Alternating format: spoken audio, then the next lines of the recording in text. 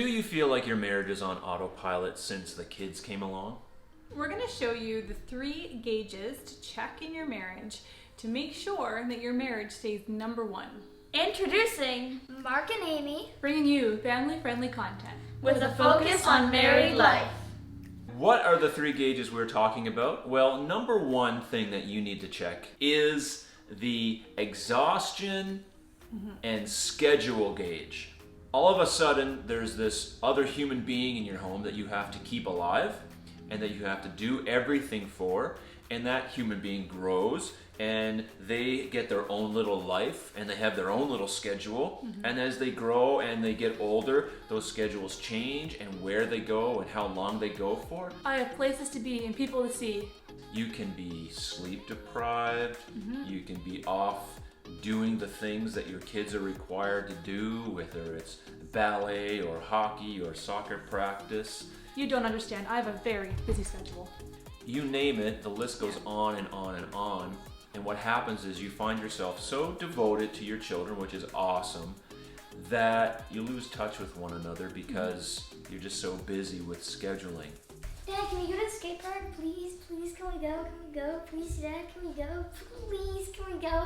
I really want to go.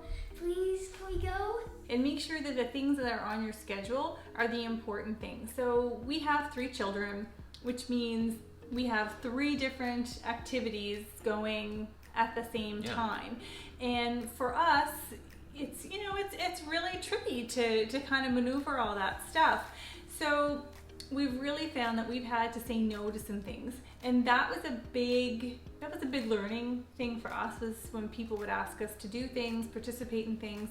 They were great things, but we had to say no, because if we wanted to be able to be with our kids and still have time for each other and still have energy for each other. It's one thing to say, yeah, I'll be home by 10 and be completely exhausted and you have nothing left to give. So we really found that saying no to some things was actually really helpful. You don't want it to be that all you have left is like a little bit of pocket change for your spouse, because you've given all your time, you've spent all of your time in other places, good places, but when it comes to your marriage, you haven't spent a lot of time there. You're feeling like things are falling apart and you're starting to lose grasp on some things because you're being pulled in too many directions, then maybe it's time to say, you know what, let's just pick 1 or 2 things. And I know other couples that have done this, and it's really made a big difference in their lives because they're not drained all of the time. You might just need to learn how to schedule. Yeah. It could be that simple. Like maybe it's just you have a scheduling problem and you're double booked. And when you're double booked on your marriage, somebody's gonna lose. Yeah. And more often than not, it's your marriage that loses. Yeah. The more time you spend not together doing something, then the more time you have to grow apart. And it's important that you keep growing together. So we would encourage you, check the schedule, make sure that your schedule reflects your marriage, not that just your marriage reflects your schedule. Gauge number 2, the friendship connection.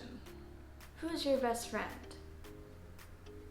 You often hear it said that I married my best friend. That's not true. You didn't marry your best friend. You left your best friend at the altar because they probably stood in your wedding. However, you become best friends throughout the course of your marriage. And that takes your lifetime. You're constantly learning about each other. You're constantly growing with each other, becoming better and better friends. Friendship is the foundation that you build your marriage upon. When you go and hang out with your friends, you have things in common. There's things that you can joke about, laugh about, talk about, or do together. That common thread that makes you friends. So in your marriage, that is so important that you are growing together, that the activities that you're doing, the conversations that you have, it's all about things that are growing you closer together. We're not saying you don't have other friends or you don't have other great friends. We're just saying that make sure that the friendship that you have together is constantly growing. I mean, it's really the best friendship that there ever could be. Like, it's the definition of friends with benefits. It's just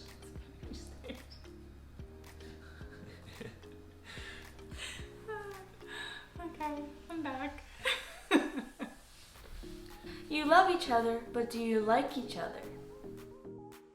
One of the things that got us through the quarantine and we're off work together, we've been home now together for about almost 6 months together every single day. And you might be thinking, well, that would drive me crazy. We really like being around each other, and that's what made that time of quarantine enjoyable, is because we really do like each other. And there is a difference between liking and loving someone. Do you like me? Yeah, you're okay.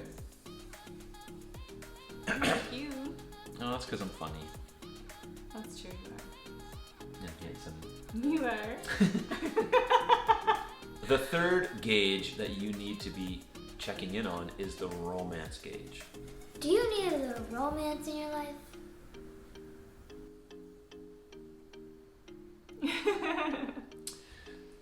Now, this is not only reserved for behind a closed door.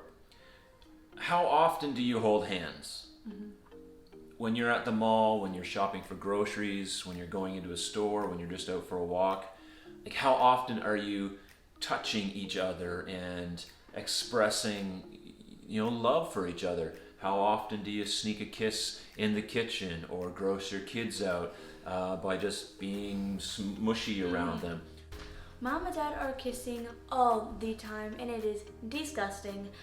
Like, how often are you intentional about being intimate and romantic and just, corny at times, but it's those little things that really, really make a difference, because that's part of your relationship. And if that dies, if that is gone in two different ways, then that's a very unhealthy sign. So it's a very, very, very important gauge to check on.